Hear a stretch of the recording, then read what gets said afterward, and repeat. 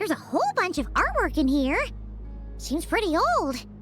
Nicole, this is probably your area of expertise. What do all these paintings mean?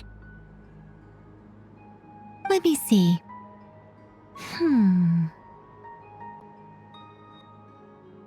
To understand these murals requires some knowledge of the history surrounding the War of... Yes, I think I follow. The dispute between the Moon Sisters, the transformation by Nibelung. Oh no, it's no trouble. I'd be Tevat's 3 moons and their goddesses were brought into being by the will of Nibelung, the then ruler of Tevat. But when the heavenly principles came, they changed the world completely, down to its very foundations.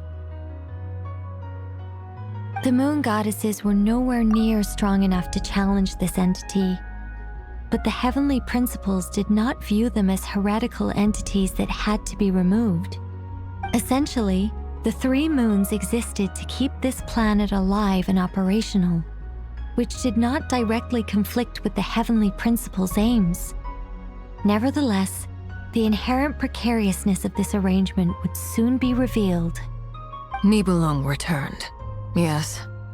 He did, and thus began the War of Funerary Flame, a battle for dominance between Nibelung and the heavenly principles. Discord would soon emerge between the 3 moon sisters. One would voice the opinion that they should follow Nibelung, for it was he who first hung the moons in the sky. Another would argue that taking sides in the conflict would only bring the world closer to ruin. There was no telling where it would lead, especially since their creator had returned, bearing the perilous power of the abyss. Nibelung would eventually discover their disloyalty.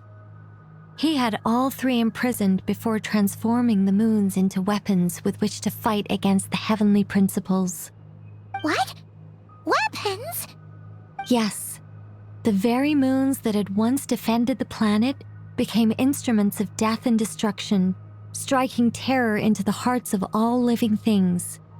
And although the heavenly principles and the 3 moon sisters had once been at peace, it now seemed that the moons posed an unacceptable threat to Tevat.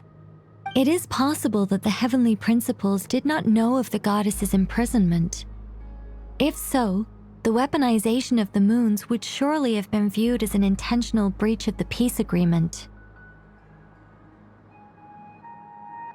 Regardless of who knew what, when, the heavenly principles shattered 2 moons and flung the other beyond the skies. Whether the goddesses managed to escape Nibelung's captivity after his fall, nobody knows. But this much is certain. From that day on, the moons no longer belonged to Tevat. The rejection slowly drained their power until eventually they passed away. So that's the full story. You say the moons ceased belonging to Tevat from then on. Why then would Columbina be born here? That is perhaps due to the lingering connection between the frost moon, which was not shattered, and this world. You could see it as the 3 sisters' dying wish. They never desired war. All they ever wished for was to protect this land. I see. If the final fate of the 3 goddesses is as you say, then Columbina faces the same grave danger. Our investigation has yet to bear fruit. We must hurry.